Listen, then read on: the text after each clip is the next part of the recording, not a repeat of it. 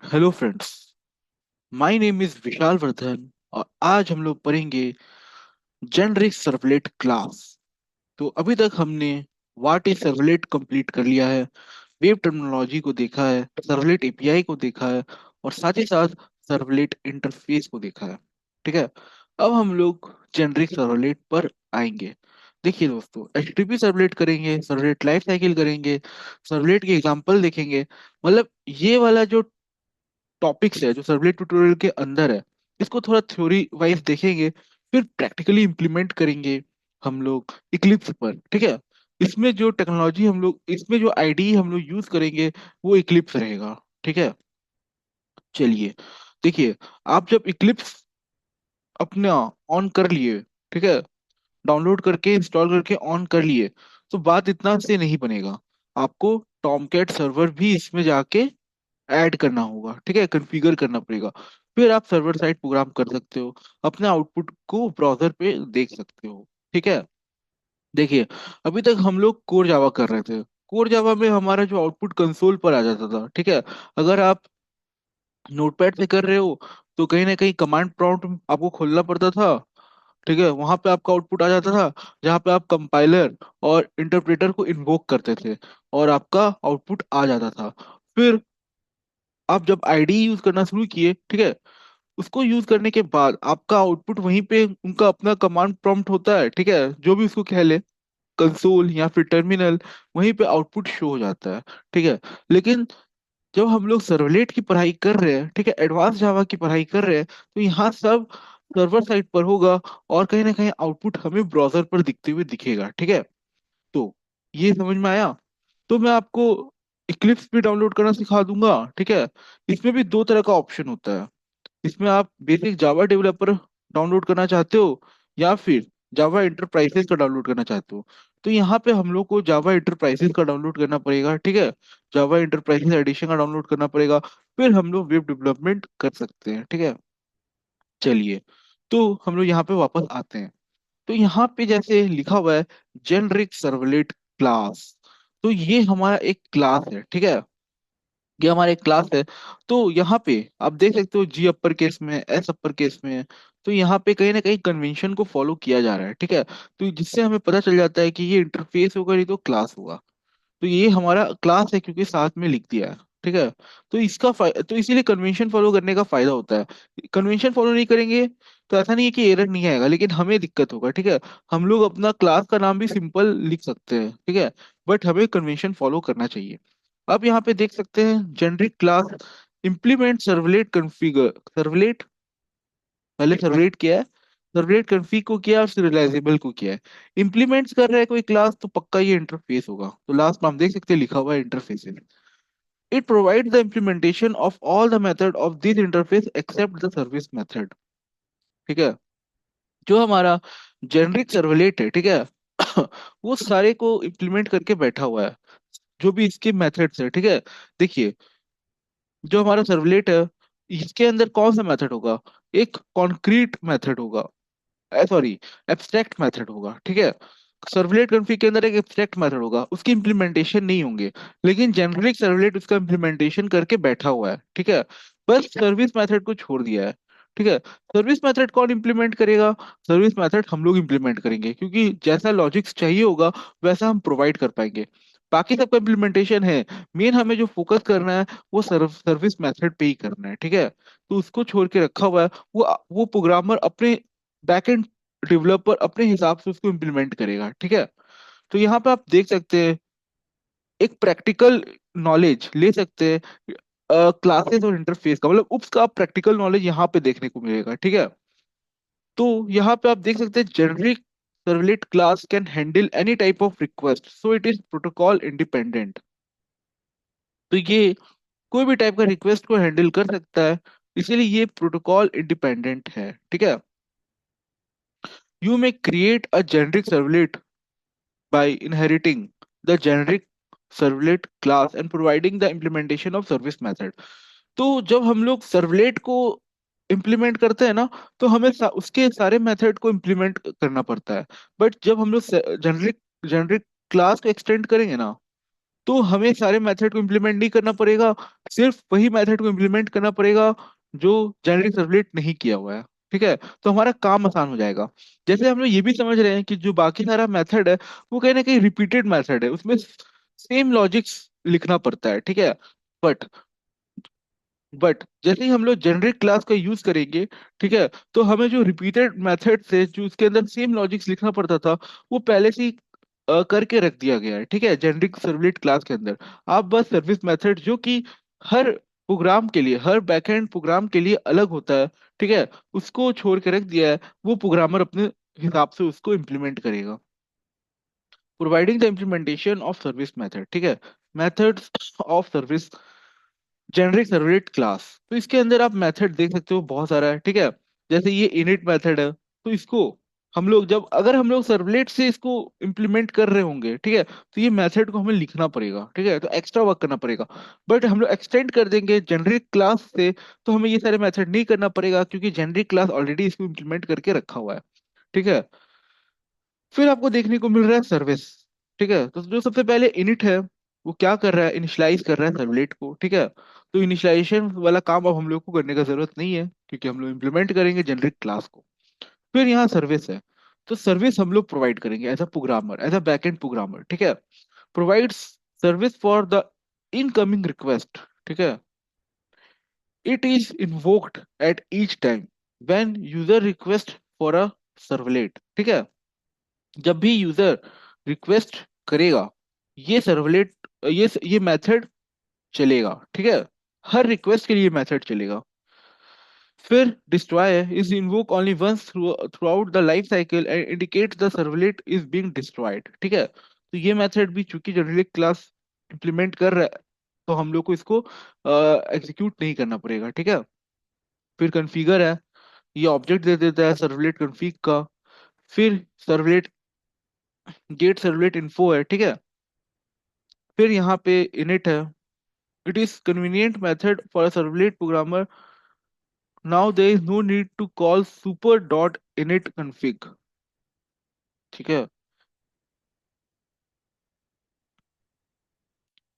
यहाँ ये दोनों है। ठीक है, एक और ये भी इनिट है बट इसके अंदर कहीं ना कहीं पैरामीटर पैरामीटर रखा हुआ है। ठीक है, इसमें पैरामीटर नहीं रखा हुआ है, तो इसमें हम लोग को कुछ एक्स्ट्रा वर्क करना पड़ता था। ठीक है, तो ये सुपर कीवर्ड है, तो जो कोर जावा पढ़ के बैठे हुए होंगे उनको ये सुपर कीवर्ड पता होगा। ठीक है, और ये जो इनिट है, ठीक है, इसके अंदर अंदर कॉन्फ़िग को डाल दिया है। इसके अंदर कॉन्फ़िग को डाला तो जस्ट इसके ऊपर जो मेथड होगा इनिट के, वो मेथड चलेगा। तो आप यहाँ देख सकते हैं ये इनिट जो मेथड है, इसके अंदर ये वाला पैरामीटर है। ठीक है, तो ये वाला ले दे के यही वाला मेथड कॉल होगा। ठीक है, बट इसका अब जरूरत नहीं है, there is no need to call this. फिर आपका आ जाता है sir sir get servlet context. ठीक है, ये सर्वलेट कंटेक्स्ट से रिलेटेड डेटा ऑब्जेक्ट रिटर्न कर देगा। ठीक है, फिर get init parameter string name, return the parameter value for the given parameter name. फिर गेट इनिट पैरामीटर नेम से, ठीक है, तो ये सारे काम होंगे। वो सारे पैरामीटर को डिफाइन करेगा जो वेब डॉट एक्सएमएल फाइल के अंदर है। फिर सर्वलेट का नेम चाहिए तो वो मिल जाएगा। ठीक है, लॉग है तो वो मिल जाएगा। Right the given message in the servlet log file. ठीक है, और फिर लॉग है जिसके अंदर थ्रोएबल टी है और स्ट्रिंग मैसेज है।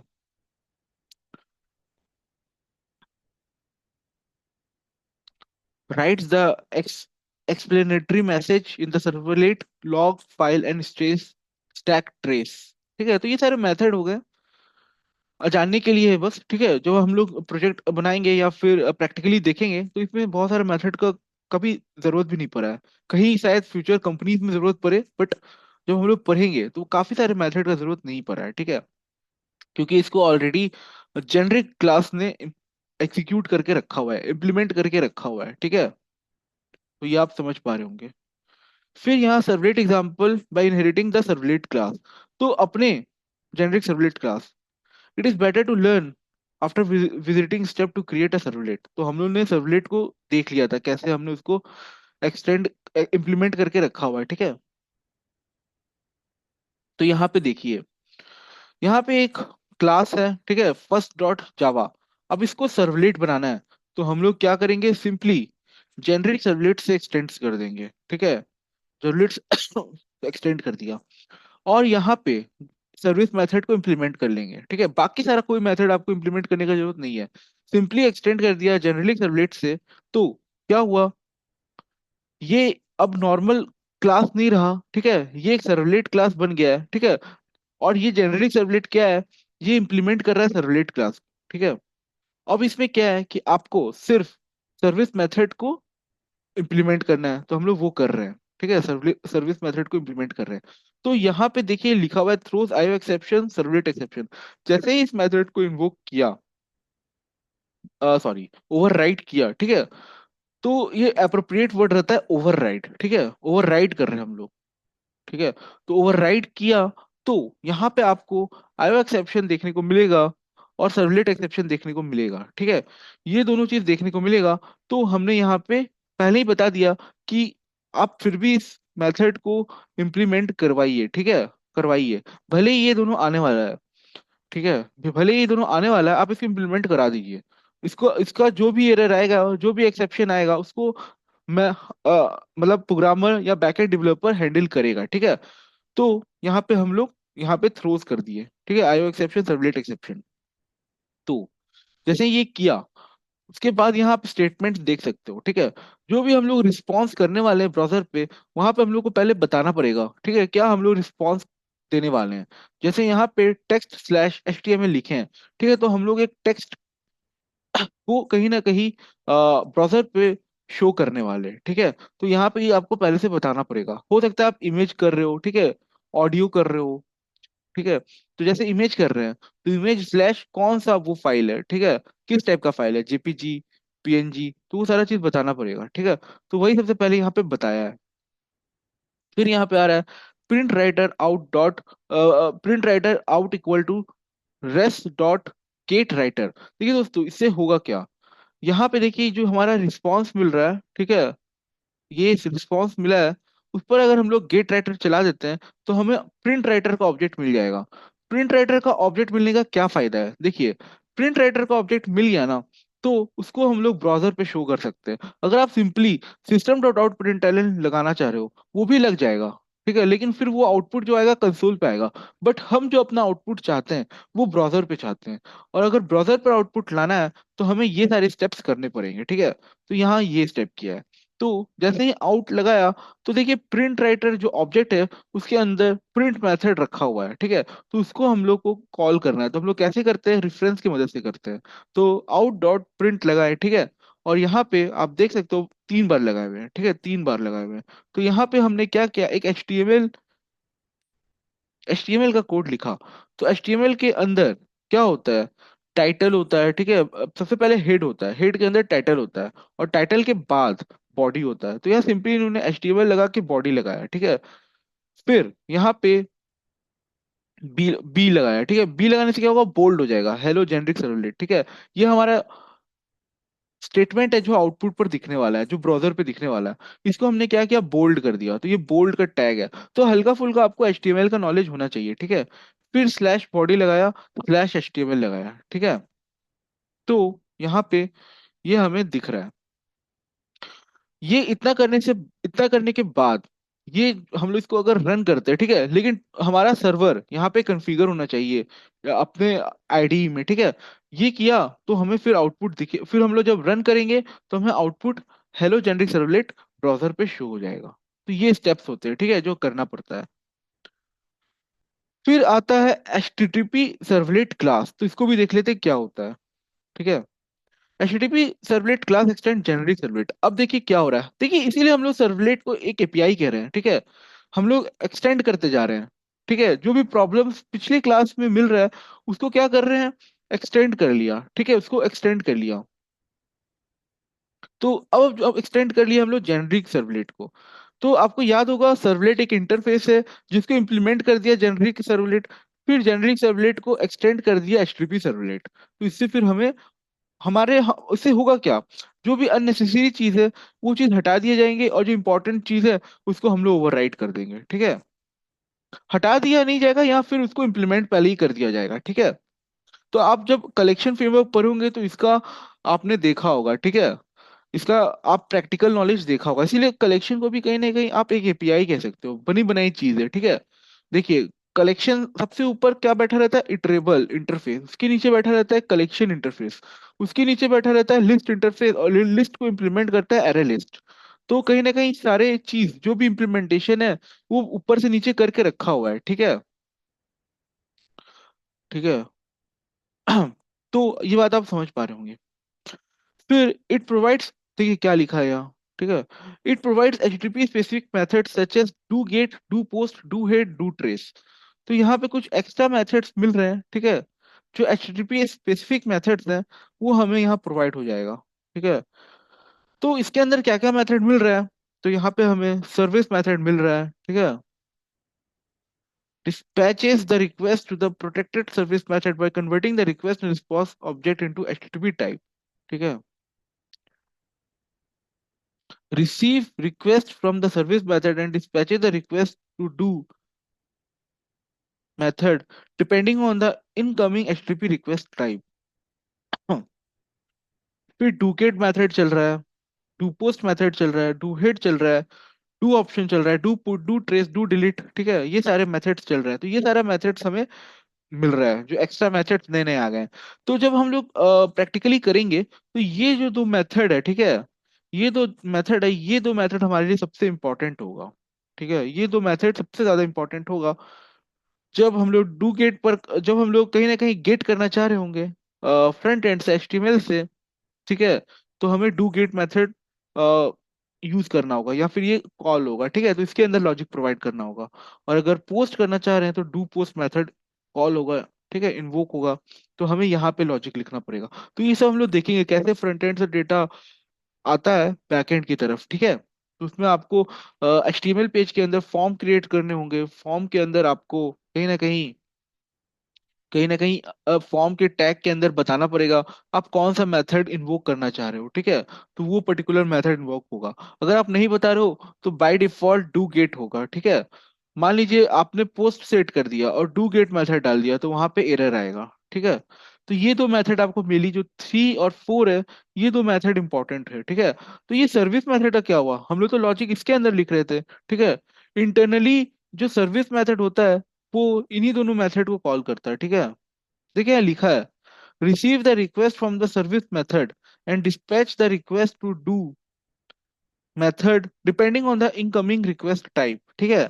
तो इंटरनली जो रिसीव होता है, ठीक है, मेथड्स, सॉरी, जो रिसीव होता है, इंटरसेप्ट होता है, वो सर्विस से इंटरसेप्ट होता है रिक्वेस्ट हमारा जो फ्रंट एंड से आ रहा है, ठीक है। लेकिन इंटरनली वो डू गेट या डू पोस्ट को ही कॉल करता है, ठीक है। तो हम लोग सर्विस को छोड़ के directly do get do post को ही पर ही वर्क करेंगे, ठीक है। तो जैसे मान लीजिए आपका फ्रंट एंड से डेटा आया, आपने वहां पे सेलेक्ट कर दिया गेट, ठीक है, गेट, कि गेट मेथड इन्वोक होना चाहिए फ्रंट एंड पर। तो ये आएगा, इंटरसेप्ट होगा सर्विस पे ही। और इंटरनली अगर यहाँ पे आपने सेट करके रखा है फ्रंट एंड पे गेट मेथड, तो वो एक गेट रिक्वेस्ट हो जाएगा, ठीक है, गेट रिक्वेस्ट हो जाएगा और इंटरसेप्ट करेगा सर्विस से। और यहाँ पे पता चल जाएगा सर्विस को कि ये डू गेट मेथड को कॉल करना है, ठीक है। डू गेट मेथड को कॉल करना है और डू गेट मेथड कॉल हो जाएगा। तो इस वे से काम होगा, ठीक है। अगर पोस्ट होता है तो डू पोस्ट, दोनों मेथड सर्विस के अंदर पड़े हुए हैं। तो हम लोग जब प्रैक्टिकली करेंगे, ठीक है, तो वहां पे आपको सर्विस का भी मेथड नहीं लिखना पड़ेगा, सीधा ये दोनों मेथड लिखना पड़ेगा, ठीक है। तो ये सारी बात है। फिर ये इंपॉर्टेंट टॉपिक है, life cycle of a servlet, तो ये भी देख लेते हैं, ठीक है।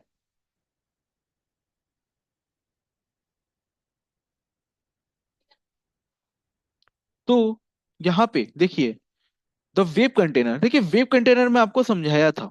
वेब कंटेनर क्या है, यहाँ एक रन टाइम है, JEE के लिए, ठीक है, जावा इंटरप्राइजेस एडिशन के लिए ये एक रन टाइम है। जैसे कि सब सारा चीज यही हैंडल करता है, ठीक है। जैसे जब हम लोग कोर जावा पढ़ रहे थे तो वहाँ जेवीएम सब कुछ हैंडल कर रहा था, बट यहाँ वेब कंटेनर हैंडल करेगा, ठीक है। तो यही maintains the life cycle of servlet instance. Let let us see the life cycle of servlet. तो सबसे पहले सर्वलेट क्लास लोड होता है, उसका इंस्टेंस क्रिएट होता है, फिर इनिट मेथड इन्वोक होता है, फिर सर्विस मेथड इन्वोक होता है, फिर डिस्ट्रॉय मेथड इन्वोक होता है। तो यहाँ दोस्तों देखिए सर्विस मेथड इन्वोक हो रहा है, ठीक है। तो हम लोग डुगेट डुपोज पर काम क्यों करेंगे? क्योंकि इंटरनली सर्विस मेथड ही डुगेट डुपोज को इन्वोक करता है, ठीक है। जैसे आपने मल्टी थ्रेडेड पढ़ा होगा कोर जावा में, तो वहां पे आप स्टार्ट मेथड को कॉल करते थे, ठीक है। स्टार्ट मेथड को कॉल किया, लेकिन थ्रेड के ऑब्जेक्ट पहले क्रिएट करते थे और फिर स्टार्ट मेथड को कॉल करते थे। बट इंटरनली स्टार्ट मेथड के अंदर ही रन मेथड रखा हुआ है और रन मेथड कॉल हो जाता था, ठीक है। तो कुछ इस तरीके से समझिए, ठीक है। बट यहाँ हम लोग सर्विस को कॉल करेंगे नहीं, और इंटरनली इंटरनली आपका डू गेट डू पोस्ट हो जाएगा। यहाँ पर थोड़ा डिफरेंट है, यहाँ आप directly do post do get method को ही कॉल करते हो, ठीक है।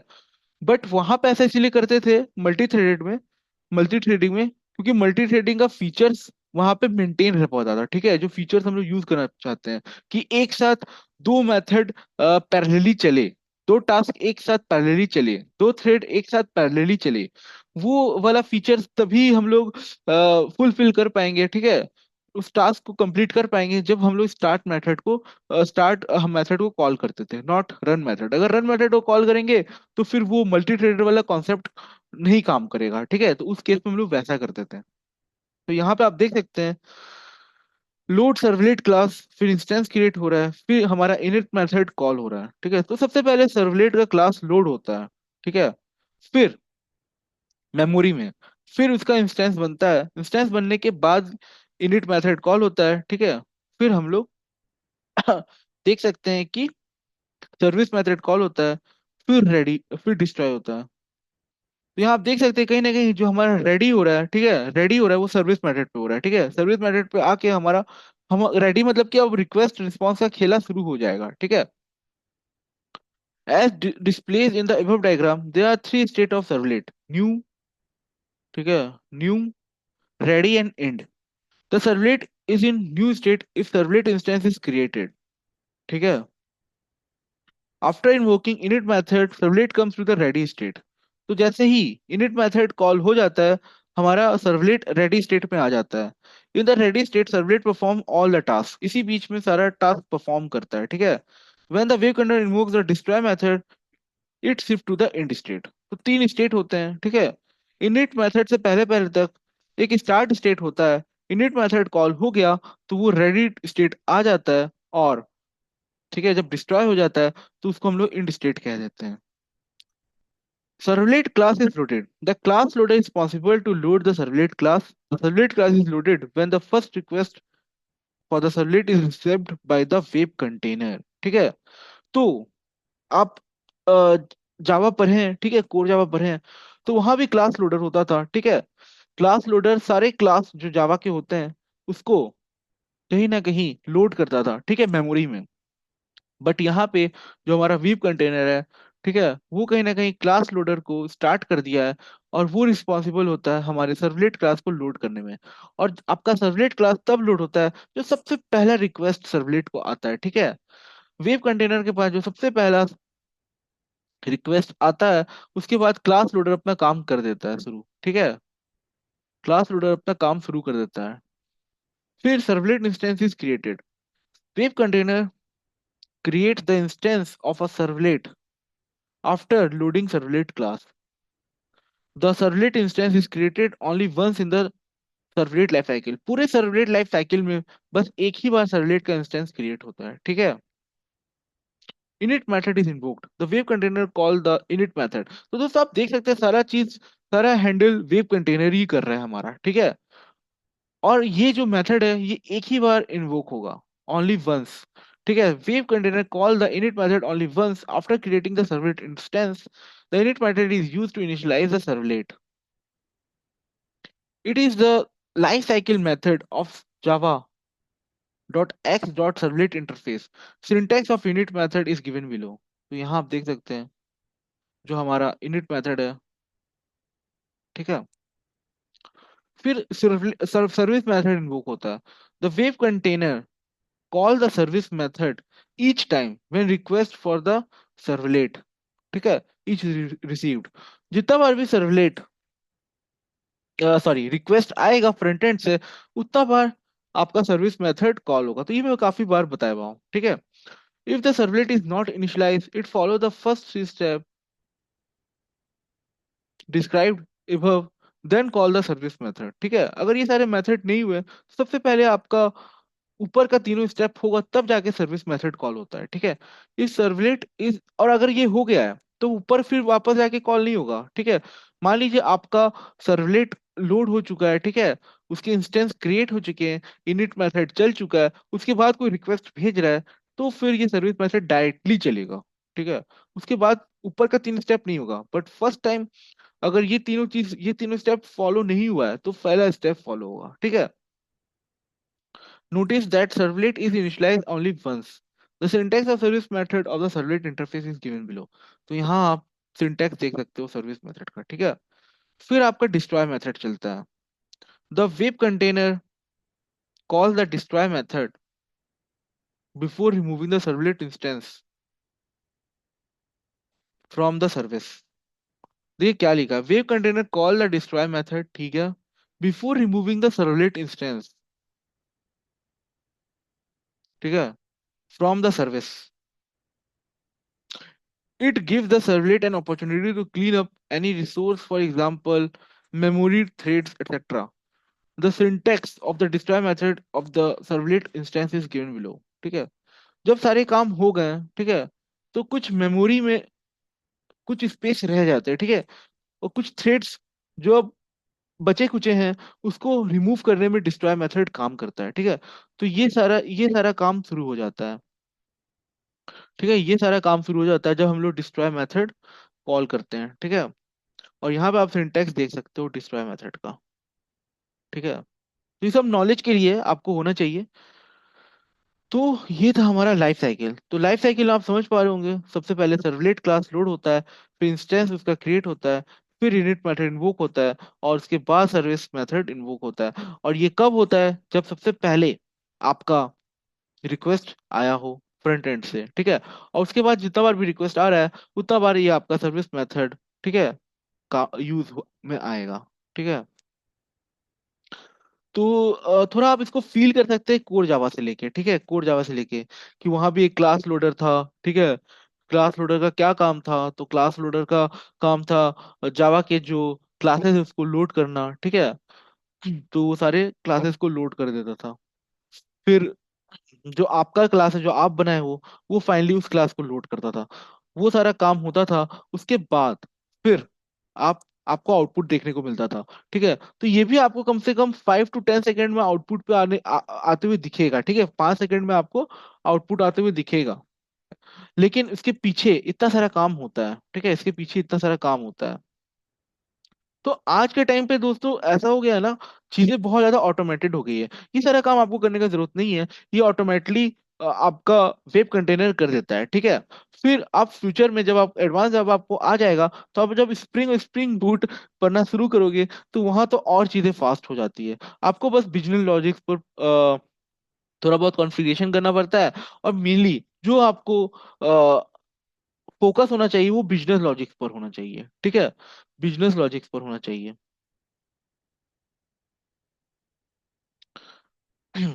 तो यहाँ आप ये सारी चीज समझ सकते हो, ठीक है।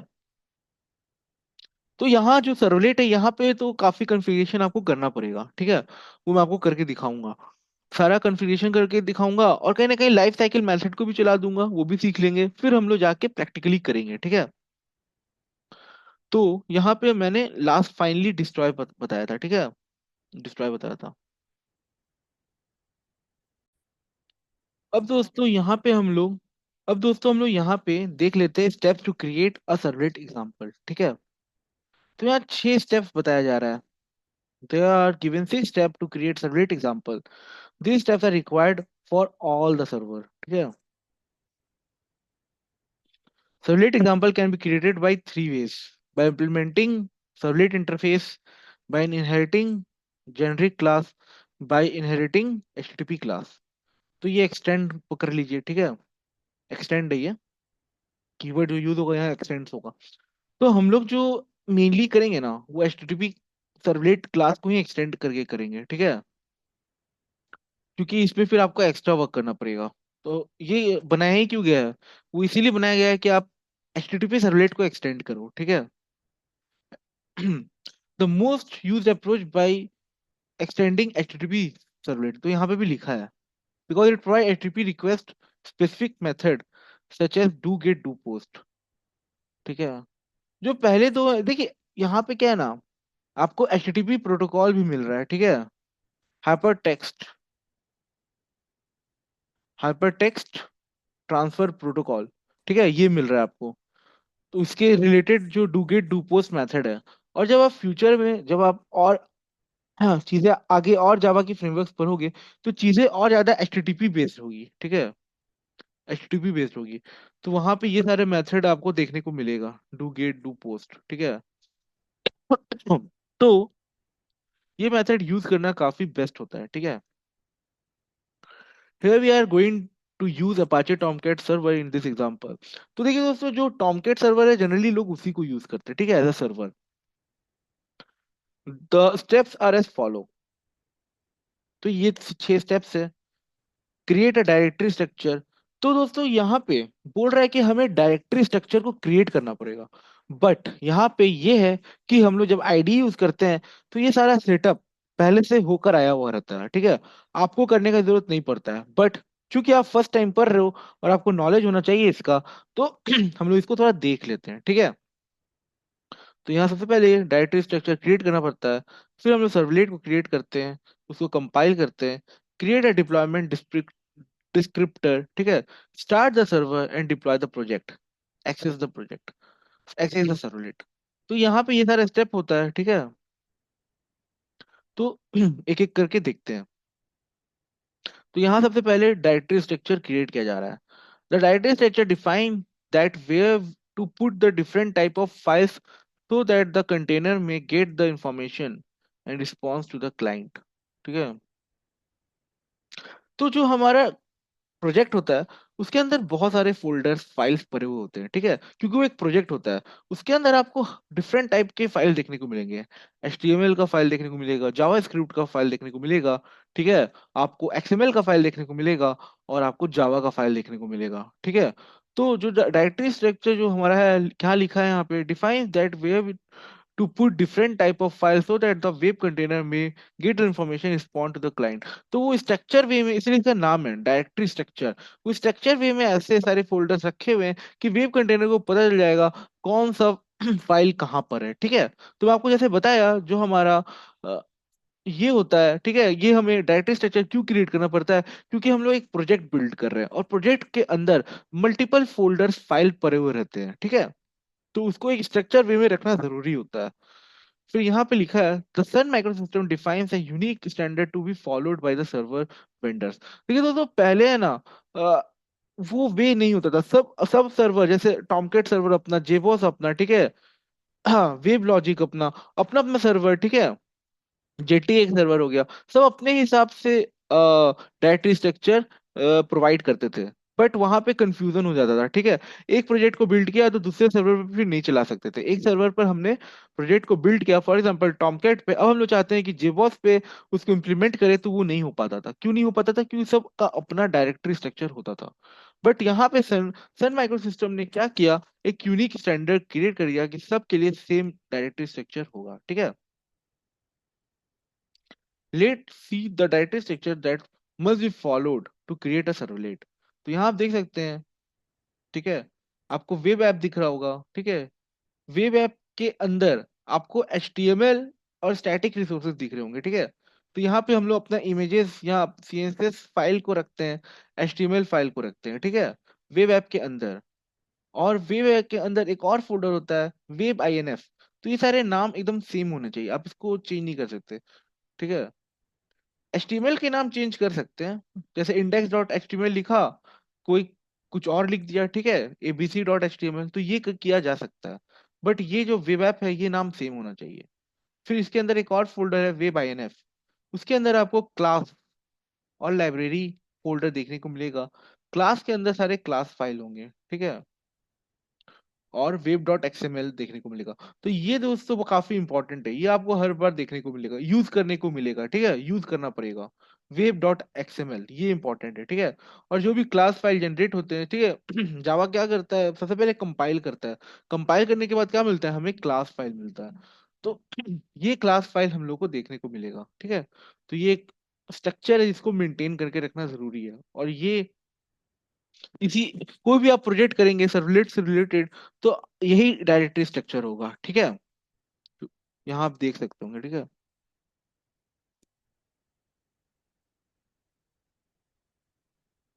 फिर यहाँ लाइब्रेरी आपको देखने को मिल रहा है। यहाँ पे हम लोग अपने जार फाइल्स को रख सकते हैं, ठीक है।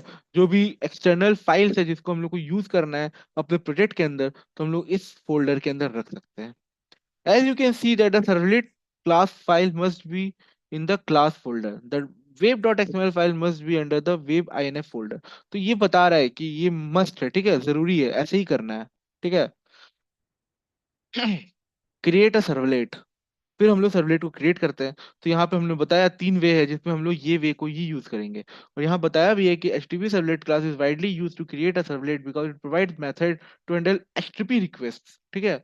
तो जो आज जनरली जो भी रिक्वेस्ट होते हैं वो एक नॉर्मल रिक्वेस्ट नहीं होता है, वो इसी रिक्वेस्ट को फॉलो करता है, ठीक है।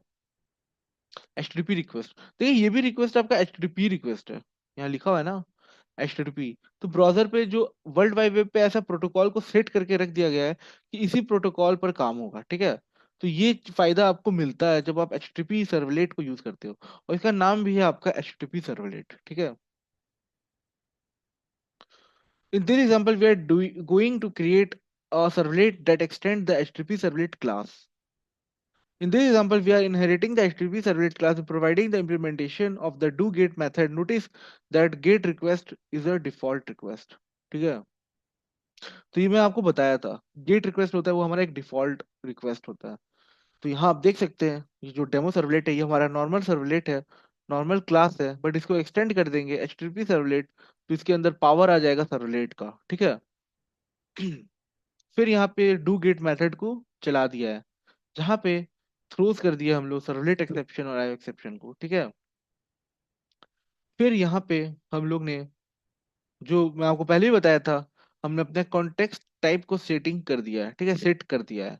कौन सा हम लोग आउटपुट पे रिस्पॉन्स हम लोग सेंड करना चाह रहे हैं, ठीक है। तो यहाँ पे टेक्स्ट स्लैश HTML करके बता दिया है कि ये एक HTML फाइल है, ठीक है। फिर यहाँ पे ये भी आपको सिखाया हुआ हूँ मैं, प्रिंट राइटर ऑब्जेक्ट क्यों क्रिएट करते हैं, वही चीज वापस करके दिखा रहा है।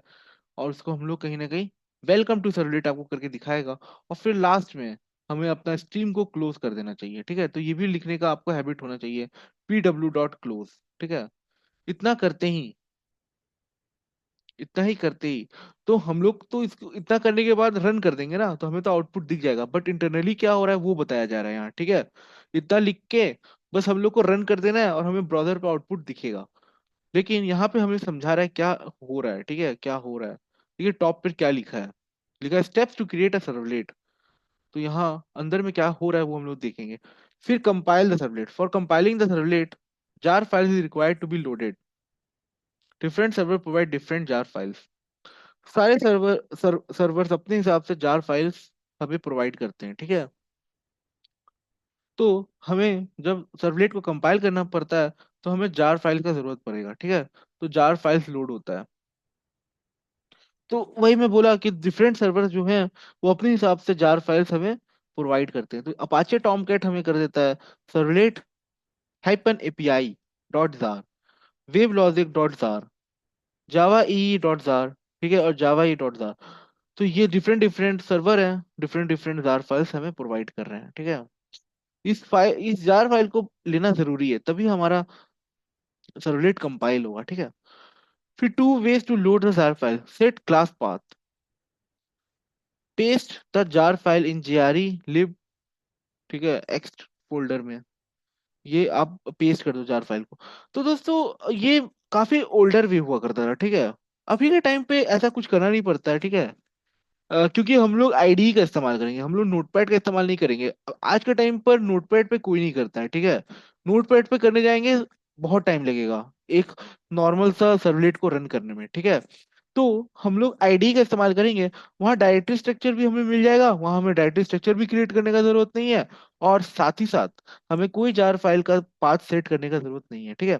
Put the jar file in any folder after compiling the jar file paste the class file of the servlet. मतलब सोचिए दोस्तों पहले कितना टफ होता था। मतलब यहाँ बोल रहा है कि जार फाइल को हम लोग को फोल्डर में डालना है, और कंपाइल होने के बाद हमें क्लास फाइल को भी अलग से डालना पड़ता है, ठीक है, web INF slash class directory में। तो यहाँ आपको मैं दिखाया था, ये हमारा डायरेक्टरी है, इसमें आके आपको क्लास को भी डालना है।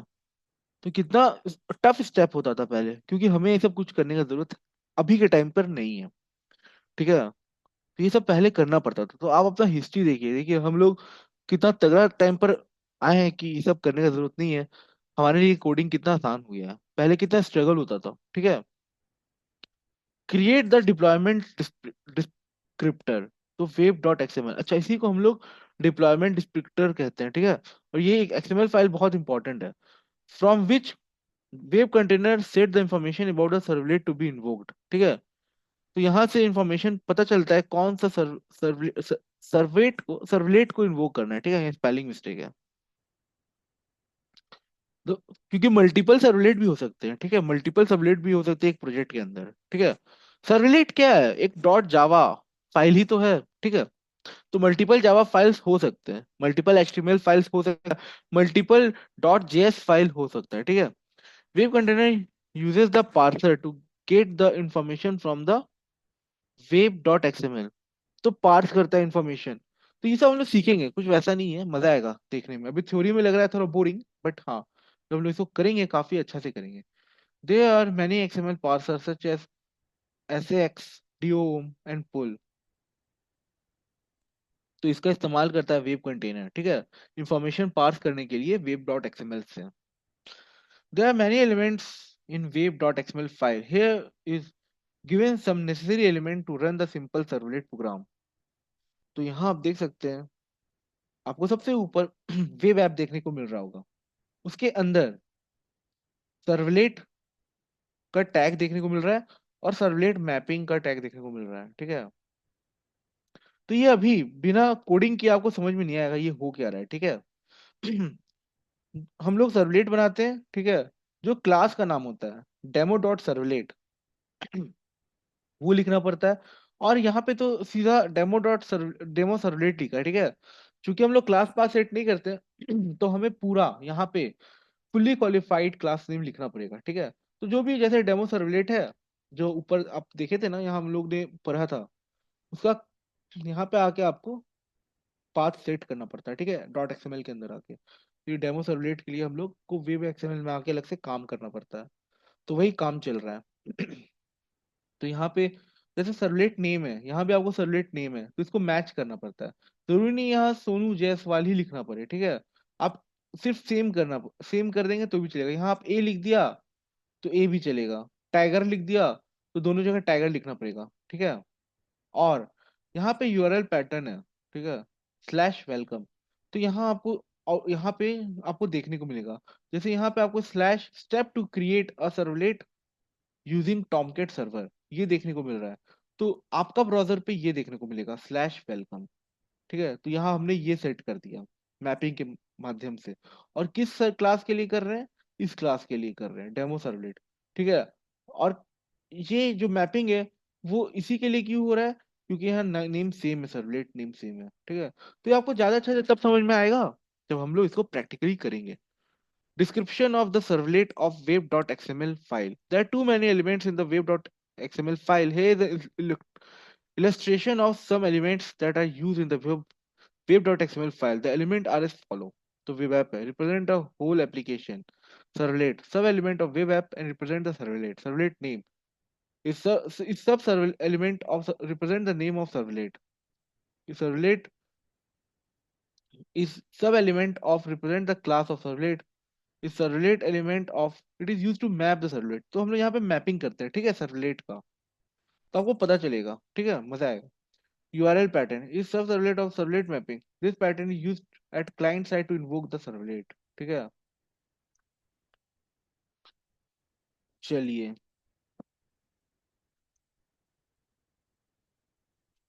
और ये कहीं ना कहीं ये पैटर्न है, ये क्लाइंट साइड पे भी काम आता है, तो वो दिखाऊंगा मैं, ठीक है। जैसे आप HTML का फॉर्म क्रिएट किया, और उस फॉर्म में टैग डालना पड़ेगा, ठीक है। तो वहां पे बताना पड़ेगा कौन से क्लास को आप कौन से सर्वलेट को इन्वोक कर रहे हो, ठीक है। तो वहां पे भी ये काम आता है यूआरएल पैटर्न, ठीक है। तो ये चीज हम लोग देखेंगे। Start the server and deploy the project. To start Apache Tomcat, double click on the startup dot bat file under Apache Tomcat bin directory. तो ये सब हम लोग करेंगे, ये सब पढ़ने का जरूरत नहीं है, ठीक है। ये सब तो फिर हम लोग को करना ही है। One time configuration for Apache Tomcat server, you need to perform two task. तो ये सब टास्क हम लोग को करने का जरूरत नहीं है, हम लोग आईडी का यूज करने वाले हैं, ठीक है। तो जैसे आप पहले, इसीलिए हम लोग को कोर जावा में नोटपैड से कराया जाता है, ठीक है। वहां पे हम लोग को पाथ को सेट करना पड़ता है, ठीक है। हम लोग इन्वायरमेंटल वेरिएबल्स में जाते हैं, फिर एडवांस में जाते हैं। फिर वहाँ दो आपको देखने को मिलेगा, एक यूजर के लिए देखने को मिलेगा, एक सिस्टम के लिए देखने को मिलेगा। तो सिस्टम में जाके हम लोग क्लास पाथ सेट कर लेते हैं। तो अब ये कोर जावा में आपने ये काम किया होगा, यहाँ भी करना पड़ रहा है, बट हमें करने की जरूरत नहीं है क्योंकि हम लोग आईडी यूज करेंगे, ठीक है। तो इतना लॉन्ग स्टेप करने की जरूरत नहीं है, तो यहाँ पे भी वही कर रहा है, ठीक है। कुछ सेटअप्स कर रहा है जो करना जरूरी है अगर हम लोग नोटपैड पे काम कर रहे हैं। तो ये इन्वायरमेंटल वेरिएबल्स पर जा रहा है, फिर वहां पे क्लास पाथ सेट करेगा। मैं तो इनफैक्ट आईडी यूज करता हूँ ना, इंटेल आईडी। तो वहाँ मुझे जावा का भी क्लास पाथ सेट नहीं करना पड़ता है, वहाँ रन कर जाता है, ठीक है।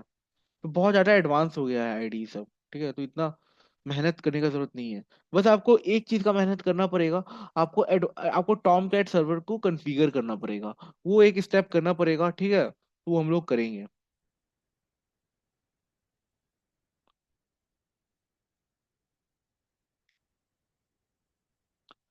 तो ये सारे स्टेप आप इग्नोर कर सकते हो, ठीक है।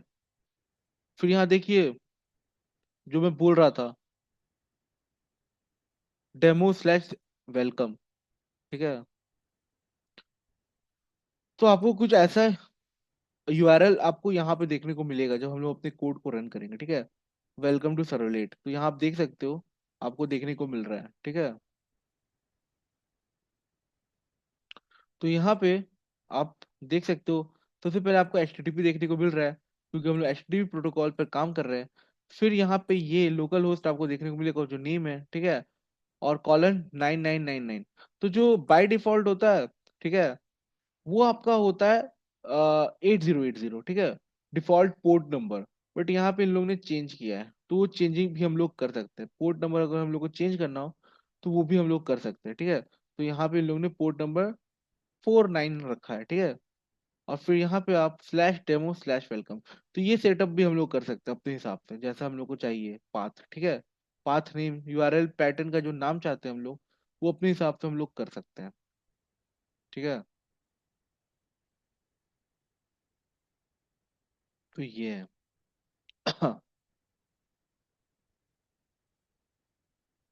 तो यहाँ देखिए यूजिंग नोटपैड। तो ये नोटपैड जो यूज कर रहे हैं उनके लिए है, ठीक है। इसका टेंशन हमें नहीं लेना है क्योंकि हम लोग आईडी में करेंगे। तो ये मैं काफी बार बताया आपको। चलिए, तो आज इतना ही रखते हैं, ठीक है। आप थोड़ा डायरेक्टरी देख लीजिएगा, लोग प्रैक्टिकल पार्ट की तरफ मूव कर रहे हैं, ठीक है। उसके बाद फिर हम लोग के पास थोड़ा सा काम और बचा है। वार फाइल पढ़ लेंगे, वेलकम लिस्ट देख लेंगे, लोड कर लेंगे, ठीक है। और सर्वलेट काम कैसे करता है ये सारी चीज देख लेंगे। तो फिर हम लोग भी कहीं ना कहीं हम लोग भी बिल्ड कर पाएंगे, ठीक है, सर्वलेट। तो यहाँ पे दिखा रहा है, देखिए यहाँ पे ट्राई कैच लगाया है। लगाना चाहिए, ट्राई कैच लगाना चाहिए, ये लोग ने लगाया है। समझाने के लिए शॉर्टकट हमारा नहीं लगाया है, ठीक है। बट लगाना चाहिए, तो इन लोगों ने ट्राई कैच लगाया है। तो यहाँ पे देखिए, इतना मेहनत करना पड़ता था पहले, हम लोग को करने की जरूरत नहीं है, ठीक है। यहाँ सर्विस लगाया, और सर्विस के अंदर कहीं ना कहीं यहाँ देखिए, हमें अगर गेट मेथड कॉल करना है तो अलग से बताना पड़ रहा है, इसमें कंडीशंस डालना पड़ रहा है। तो जाके ये सर्विस के अंदर क्या लिखा हुआ है, डू गेट आपका कॉल हो जाएगा, ठीक है। तो ये है।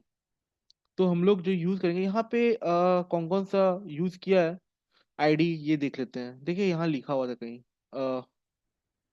मैं कहीं देखा था, सर्वलेट डिस्पैच, हाँ ये देखिए, इक्लिप्स यूज किया है, माई इक्लिप्स यूज किया है, नेटबीन्स यूज किया है। तो हम लोग इक्लिप्स यूज करेंगे, ठीक है। यहाँ पे हम लोग को डायनेमिक वेब प्रोजेक्ट बनाना होगा, ठीक है। तो हम लोग यहाँ डायनेमिक वेब प्रोजेक्ट बनाएंगे। हम लोग सिंपल हम लोग जावा प्रोजेक्ट बनाते थे, बट अब हम लोग चूंकि सर्वलेट पर रहे हैं, तो हम लोग चीज अब थोड़ा डायनेमिक करेंगे, ठीक है। और यहाँ डायनेमिक क्यों लिखा है ये भी मैं समझाऊंगा, वेब क्यों लिखा है ये भी समझाऊंगा, ठीक है। तो ये सारा जो इसमें स्टेप्स बताया है, ये हम लोग करके देखेंगे, ठीक है, ये सारा चीज हम लोग करके देखेंगे। तो अब हम लोग ने क्या क्या पढ़ लिया, हम लोग सर्वलेट जानते हैं क्या होता है, वेब टर्मिनोलॉजी जानते हैं क्या होता है, ठीक है, सर्वलेट एपीआई क्या होता है ये जानते हैं, सर्वलेट इंटरफेस समझ में आ रहा है, ठीक है, जेनरिक सर्वलेट समझ में आ रहा है, एचटीटीपी सर्वलेट समझ में आ रहा है, ठीक है। फिर हमने सर्वलेट लाइफ साइकिल देखा और सर्वलेट का एग्जाम्पल समझा, ठीक है। यहाँ 6 स्टेप जो होता है, जो वो हम लोगों ने देखा, ठीक है, डायरेक्टरी सेटअप करना पड़ता है वो सब। तो वो सब मैं वही बोला, हम लोग जब नेट इक्लिप्स पर काम करेंगे तो चीजें थोड़ी आसान हो जाएगी। बस आपको एक ही चीज का सेटअप करना होगा, ठीक है। टॉमकैट सर्वर को सेटअप करना पड़ेगा, और उसमें भी दो तरीके से हम लोग टॉमकैट सर्वर को सेटअप करते हैं, ठीक है। एक आपका हो गया मैनुअल वे होता है, एक इक्लिप्स अपने से स्टेप प्रोवाइड करता है जिसमें आपको मैनुअल वे से टॉमकैट सर्वर को इंस्टॉल नहीं करना पड़ता है, ठीक है। इक्लिप्स पे जाके आप अपना टॉमकैट सर्वर को ऐड कर सकते हो। तो ये सारा स्टेप होता है, ठीक है। चलिए, तो इतना बात समझ में आया, ठीक है, इतना बात समझ में आया। तो फिर अगले लेक्चर में मिलेंगे, ठीक है। उससे पहले लाइक शेयर सब्सक्राइब जरूर कर लीजिएगा, ठीक है, और कमेंट भी जरूर करिएगा, ठीक है, लाइक पक्का कर दीजिएगा और सब्सक्राइब भी, ठीक है। फिर अगले लेक्चर में फिर मिलेंगे, ठीक है। तब तक के लिए बाय बाय, टेक केयर।